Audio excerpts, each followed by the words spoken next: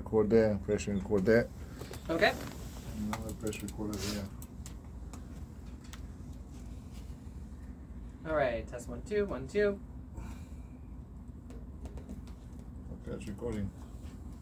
I'm gonna hit record, and then if we can just be quiet for like 5 seconds, it'll let me get the ambient sound, and then I can do noise removal later in post-production. So if I can just get everyone to be quiet just 5 seconds. Can you just go check if I'm in the video on Emily's camera? Okay. Thanks. Where are my notes gone? Did you? Yeah. I got them. Okay. Yeah, you're in the shot. You look good. Okay. I think I'm gonna just shift it over a little bit so it. So? Yeah. Okay. All right, you guys are doing great. Yeah, Good this is job. fantastic. Yeah, you guys are doing great. Okay, looks good.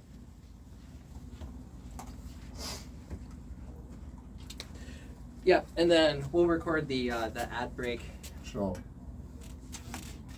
afterward. So what I have set up is just I'm gonna do a quick sentence to get us back in, Sure. and then I'll kick it over to you. Okay. Wait, what's the first question? Oh, has being a member of our clubs benefited you in your professional lives? All right. Any side of your career, gigs you've done, anything. It's a very broad question. Anything you've done? Okay, just to do a check. Testing 1, 2, 3. 1, 2, 3. Tina, Test 1, 2. Clear? clear. Test 1, 2, 3. 1, 2, 3. Okay. If you can just project a little bit more. Make louder. Yeah, Yes. just a little louder. Don't too shy. Test 1, 2, 3. Louder, Emily, louder, louder. Louder. Yes. There we go. Because can you hear the difference between me and you? The difference. Oh, that's great. There, that's perfect. That's great, yeah. Oh, yeah, louder. Albert. Test 1, 2, 3. Perfect. Okay, perfect. All right. And if I can just have this be quiet for just 5 seconds. Actually, I'm going to do myself a favor. Ugh.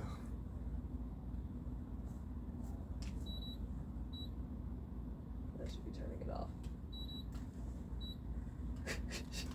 Okay, well, at least put it on low. Oh, there it goes. Okay, perfect. Takes time to turn on. Takes time to turn it off. All right, I'm going to hit. Okay, ready? We're ready to go? Yeah, where do you want to start looking, by the way? Do you want to start looking here or there? Oh, okay, look, yeah, that's fine. There? Yeah. Okay. All right. All right. We are Sorry, back. stop. Give it like 2 seconds before you jump in because it's too difficult to cut it. Oh, is it? Yeah. Maybe put this back a little bit. Oh, yeah, there we go. Thanks, boss. All right. All right, try again. Welcome back to today's episode of The Story, TGIF, and Body Shine, Christian Toastmasters. Yeah. And we have 3 wonderful young people that we've been interviewing, getting to know, and we're going to continue to learn what they've picked up from the clubs, what they've learned, and maybe even what we've learned along the way. Well, exactly. I've got lots to share about that. All right. Well, Paul, do you want to kick us off? Yeah, well, we've just been talking about the benefits of Toastmasters in your college careers. What we do want to ask you further is, all of you graduated. How has Toastmasters benefited you outside of college once you graduated from college? Because you joined us in college, you've left college, you've graduated, all doing well for yourself, you're all in some careers. Albert, you have had a job in Taiwan before and you are moving into another career in the States. So just share with us, like, how's Toastmasters benefited you in your careers so far? So what Toastmasters really does is teach you the art of communicating. Mm-hmm. And we as humans communicate all the time. But in a professional settings, one of the most classic examples is an interview. And sometimes when I'm not really well prepared going into an interview, I always know that whatever happens, I have my table topics practice that carry me through the worst. Because I don't know what your biggest fear as a speaker is, Paul or Joe, but for me, it's definitely blanking on stage. Yes. And I think that is a fear for a lot of people, just to go on stage and suddenly just be blindsided by the lights. And it can happen in interviews when you really don't know what to say. But what Toastmasters does is it trains you through those moments, because sometimes you just get a table topics question that make you go, huh? What did I just hear? Right. And you just learn to go through that. And so the way Toastmasters trains you through those moments really helps you when you face them in Uh, real life. Yeah, I love the way you say that because I was actually talking to Jones, our second VPE, and also Charlie member, I think. I was speaking to Jones on Friday night, and he just said he loves Toastmasters. I said, why? He said, because when he goes for interviews, he's so well prepared because of table topics. Exactly the answer you've just given. Right. Yeah, that was Jones was on because he just got a new job, and he says, thank Toastmasters. When I go to those interviews, I'm so well prepared. Yeah. How about you, Emily? How has Toastmasters benefited you in your career in the Internal Revenue Service Department? I think in Toastmaster, one skill I learned that's really beneficial is active listening. Because we deal with some people, and maybe when they learn that they need to pay this amount of money, they are really angry or just not happy. And they would just come to you and impatient and angry. So it's just excellent to sit down and then just listen to them, to use the skill of active listening to let them talk and just nod your head and say, I understand. So, for any of you unhappy people with Emily, and if you're angry with Emily, I want to just stress that she came up from Taidong to do this interview today. She doesn't live in Taipei. So if you're looking for her, go to Taidong. You can find her in Taidong, yeah? Imaginary title. Exactly. Imaginary. Yeah. And Tina, as a journalist, how has Toastmasters benefited you? Because you left college and you went straight to journalism, right? Yes. Yeah. Like in Born to Shine, most members are older than me. Yes. Yeah. And when I interview my interviewee, most of them are Older than you? yes. So I already have experience. So when I interview them, I don't have any difficulty. Why are you pointing at us, Paul? Exactly. Yeah. I think if you can interact with me, Tina, you can interact with anybody. Yeah. And I also want to share another benefit. Yeah, sure. Like Albert just said, like I once joined an English interview, and he asked me that, can you tell us like a piece of news that impressed you recently? Oh, okay.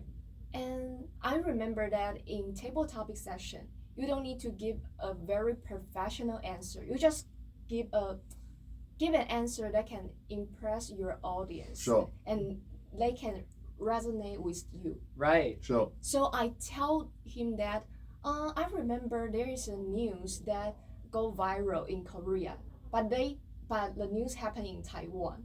Oh. So the facts were not quite right. Yeah, and the man interviewed me. He said, "Oh yeah, I know the news." Wow. So it helped you. Yeah. And did you get the job? Yes. Wow. That's what matters. That- The skill That's is what good, I- but if you don't get the job, maybe the Exactly. skill's not as Yeah, helpful. no. But I mean, I find that interesting that the biggest benefit is actually in the interview process, and then Emily, what you're saying about active listening, and I think those are skills that apply to everybody, right? Like we all have meetings, and we all have to like listen to people speaking sometimes, hopefully. I mean, hopefully you and I are practicing active listening right this second with the podcast. Hopefully, yes, yeah. But also the idea of just being able to communicate on the spot in a very difficult circumstance, yeah.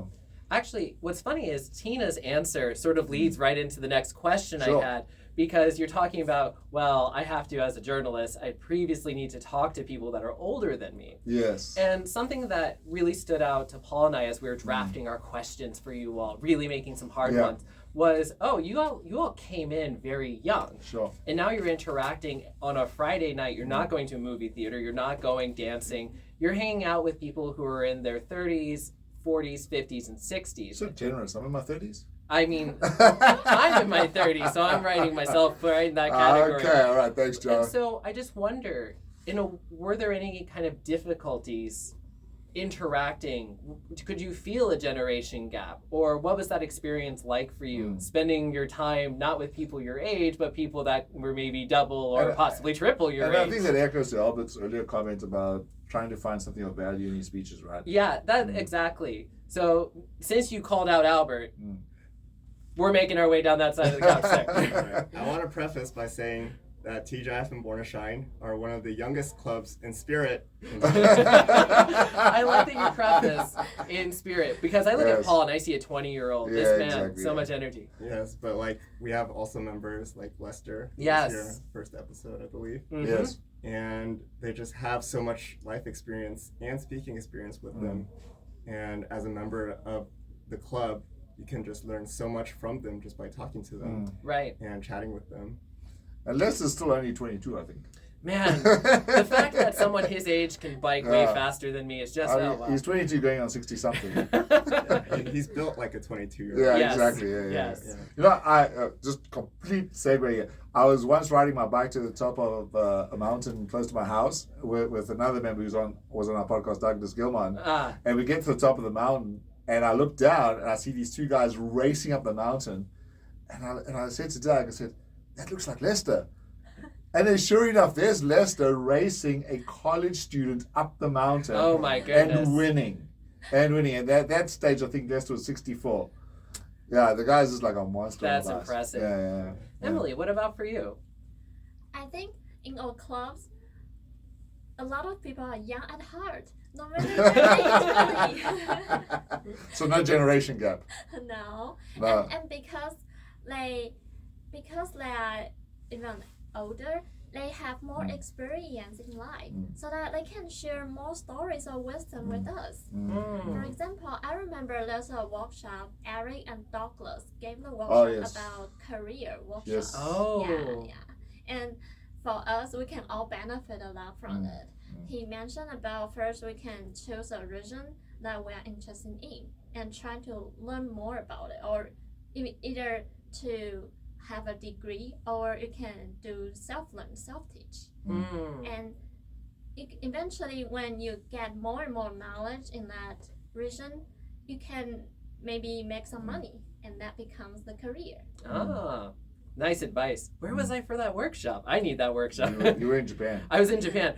Oh no. And I think I still got the videos of that, but I'm still waiting for PowerPoint presentations. All right, Eric, Douglas, we're calling you out. Don't call him out. I don't know if I can find the video.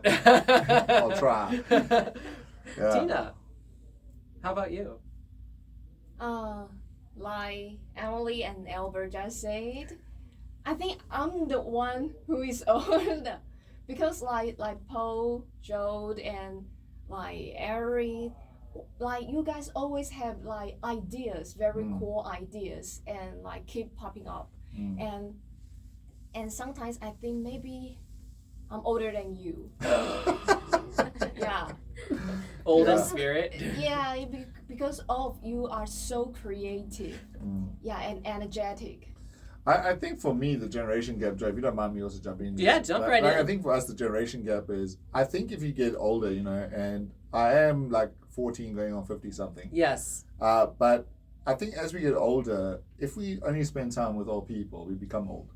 I absolutely agree. You know, and I so like you know, generally like people my age, they'd be sitting in a bar and then looking cool with people their age. But I think there's real benefit to us as well as older people spending time with young people like you, because it kind of also it's the elixir of life. You know, it keeps us young and youthful. It keeps us young and youthful, and it keeps our ideas young and youthful. And then, you know, we get to still be a little bit with the current culture. You know, we call it the zeitgeist. We still get to have a little bit of that in our minds. You know, oh, this is the fashion, or this is the music people are listening to, and so.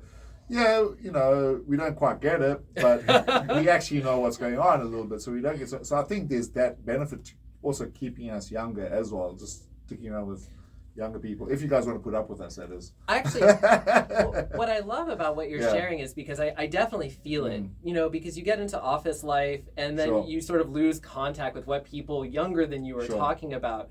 And so I'm sort of curious from your perspective, going the other way, what do you feel that you've maybe taught some of us older members during your time?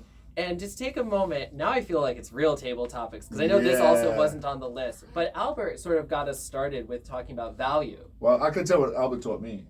Because wow. before I met Albert, I used to button my shirt from the top down. You know, it's funny you mentioned this, and I feel like I'm stalling as I see people's wheels turning. But literally, after hearing Albert's speech, I remember one day pausing and going, right. I really do always go from the top to the bottom. Yeah. But so I'll start over with Albert. What are some things you feel that you've brought into the club or brought to the members as something kind of valuable? This is a tricky one. This is a tough question, I think. Well, aside from helping you guys lower the average age. Yes, that was a very big benefit. Thank you. I think I personally enjoy hanging out with, I don't want to say older, but like, yeah. You can say older. We can take it. It's older okay. Paul, Lester, Iris. Yeah. You know, and I think speaking to you guys, like sometimes I don't know why you want to speak to me because you probably know more than I do, but no, we don't. Not we necessarily. just pretend to know more than you. Yeah, but then like talking to you guys, I also get a lot of questions, such as because I'm in the tech industry, I suppose. Yeah. I'm a computer science student. I get a lot of questions about, what's going on with AI, and I could talk about that. How do I turn on my computer? How do I save this as a PDF? Yeah. Okay, I'm joking. Sorry. Yeah, and so I think it's always interesting when people who are probably very much more knowledgeable in various other parts than you choose to go to you to ask questions of their own. And I think it's awesome that I can provide some value to people who I believe have much more to give. We in our club, we actually seldom say senior members. Like many clubs will use the word senior members. Many clubs want to put DTM on agendas. Many clubs will also want to become advanced clubs, with just older people. But I think right at the beginning, Lester, with TJ and myself, with Born to Shine, our goal was to have an age range. That was our goal. Like, we don't want to be. Of course, by senior members, we don't mean of age, we mean of presence in Toastmasters. So like actually in Toastmasters, all three of these people, these guests today would be considered senior because they've been in the club for about 10 years. But we don't really want to use those terms. We want to make sure that everybody's treated equally, and we want to have people who are 70 years old all the way down to 18 because we just feel that there's so much benefit for us as well. But I want to add on just a little more outside of my own experience, because I haven't had the pleasure of being an officer at TGIF Born to Shine, mainly because of my own, college scheduling. But I've witnessed so many young leaders, such as Jenny Liu, Jenny Zhang, who have brought a lot of energy, absolutely, and a lot of ideas to the club, such as recent outings where it's really just planned and executed by the younger members of the club. And I think having that energy to boost everyone's own energy has really helped the club as a whole. It helps a lot, Yeah, there's an interesting growth aspect too. Actually, I remember when I was president at the age of like 27, and so... How old are you now? 30, almost 35. How do you get so old? It happens day by day. But the weird thing was I was the president. 27? Were you president? I was 27 or 28. Wow. And I was the youngest person there, like in terms of the leadership team. Yeah. So you have like the president and the VPs, like Jonathan Clausen. So he was like 50 something at the time. So you have this like 27-year-old be like, here's the plan. But it is interesting, that dynamic, and both sides I think kind of learn. And so I want to kind of keep moving my way back down the couch here. So Emily, you've given a lot of really interesting speeches. I kind of feel like I've learned from you, but what do you feel you've kind of given to the club? I feel like because two clubs, they really build on love and has such a positive and supportive learning environment that every time when I just walk into the meeting room, I just have so much energy. I want to share people about the joy of learning together. Yeah, and so in my speech, I try to have more core value in the speech. And because of Lester, he kind of inspired me to do a speech about my dance class journey, Sure. to do dance Sure. a little bit. Ah. That's the thing I kind of don't dare to do before. Sure. Sure. I know what I learned from Emily. What's that? Yeah, I very, very clear, very distinct. You know, Emily once told me that, and I've used this example in workshops as well, and your name comes up. When she was applying to be an exchange student, Right. she was going for the interview, and she was a little bit nervous, but she had watched a very famous TED talk about power poses. Ah, yes. And so she told me before the interview, she went into the bathroom or somewhere, she looked in the mirror and was like doing all the power poses to get the confidence. And then she came and gave a speech about power poses. And I had not ever heard about power poses. And now I use that story in workshops when I go teach young people public speaking. I always teach them. And there's this one girl I know who had a dream. Her dream was to be an exchange student. And she walked into the interview and then the power pose. And then they all look at me and say, "What happened?" She went to Canada. So that's what you told me, power poses, Emily. You know, this is funny. This is a callback all the way Yeah. to some of our early episodes talking about the Born to Shine Pose. pose and how that was so inspired Yes. by that Emily. speech. Yes. So you've left like a mark. Mm. Because that these power poses came out of that speech. Beautiful. Yeah. Tina, value that you've given to the club. Mm. Yeah, maybe my occupation hazard. I am a journalist, so I always borrow the latest news and information, and as my speech topic, and I have faithful audience in our club. Sure. Yes. Like Iris and Queenie, and I still remember that one time I shared Slash Talent. Oh, right. Yeah, and after my speech, Queenie came to me and say, "Where did you find this topic?" And and she was very interested. And Iris, she really read the articles I wrote, Sure. and she always send me messages that yes, you can choose this article as your speech topic. Yeah, in the future. Yeah. Yeah, Tina had a very interesting job, right? You were doing travel writing almost for a Taiwanese publication. What was it? Publication? Panorama? Yes. Yeah, Panorama. And she was going to different parts of Taiwan and interviewing people in different industries or hiking up to Roca Gorge and teaching us all about the dangerous destinations that we can visit in Taiwan. Yeah, but I've also learned a lot from Tina through the years. But what I've learned about Tina is just the consistency and the application of self, because as you said, when you came to us, you were very shy. Yeah. And I've just seen how you've applied yourself to growing in the club and how you stepped up as an amazing president, truly an amazing president, a blessing to all of us. Right. And that's the thing. All of you have brought really interesting subjects, topics into our lives. It's really great. Now, we're kind of moving toward the closing. Of course we are. We have to move to the closing. Eventually, I'm so sorry. We wish we could keep you here, Yeah. but we only have the room for so long. Yeah. And so we do have a traditional closing question. Yeah, we do have a closing question. The question is, you've always been in Toastmasters for a long time, even though you're so young. How do you want to grow in the future in Toastmasters? Or even just outside of Toastmasters. Yeah, well, outside Toastmasters, yeah. How do you want to grow in Toastmasters or outside of Toastmasters into the future, going into the future? And we ask this to all our guests, by the way. So we're just going to start with Albert again, or we'll start with Tina again. Well, I see Tina's wheels moving. Let's start with Tina. Let's start with Tina. Yeah, I understand right now you're preparing for the government exams, but Yes. after that, when you come back to Toastmasters, what would be your vision or your goal for your re-entry into Toastmasters, and what do you want to do in the future in Toastmasters? Like all of you, the senior members are all my role model, and I really want to be like you that can always give suggestions to people who want to grow, and not just about speaking skills, Sure. but also life about life. About Yeah. life, yeah, totally. Yeah. Okay. Nice. Emily? In Toastmasters, these clubs, I received a lot of help from Lajanya and a lot of people.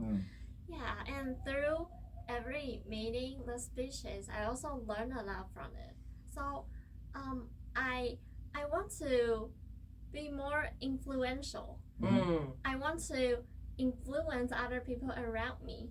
I can do it by sharing my story with a good core value, or I can tell people about how good our club is. I mean, because it's built on love, and it's a very safe place for people to grow. Wow. And Albert? In terms of personal growth, in the words of Mike Young, there is always room for improvement. Yes. Yes. And so I think I'll be improving as a speaker for the rest of my life. Sure. Beautiful. But my main answer is actually very similar to Tina and Emily's, in that I believe I'm of an experience and age right now that I think I can take on the mentorship role that I gained so much from as a mentee in my early days. And I really wish I would have the opportunity to really take maybe a younger member, or it doesn't even have to be younger than me, I guess. That's right. We've learned that Yes, you could exactly. mentor up. Like an inexperienced member who just wants help and provide the help that they need.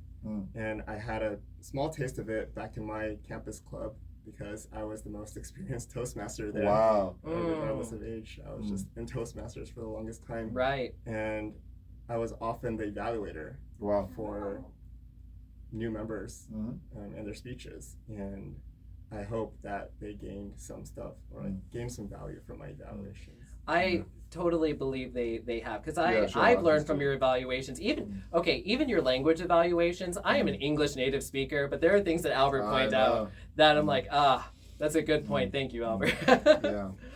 Well, that's the end of the episode, right? That's right. Oh, Wow. the time goes by so quickly, right? Especially with 3 guests. Yeah. Wow. This is great. It's been magical. Thank you. So wonderful. And Yeah. honestly, I'm so glad we got Albert before you're leaving. Yes. I'm so glad we've gotten Emily Yeah. because we've had Alice, and it's like getting, the other twin, the other side. It's so good. Yes. And we've been able to get Tina. Who we haven't seen for a little while. I haven't seen you in so long. It's so good Yeah. to see you. Yeah. So thank you so much for joining us today, friends. Thank you. And yeah, we'll be posting this soon, so please share it with your friends. Please share with your friends. Wow.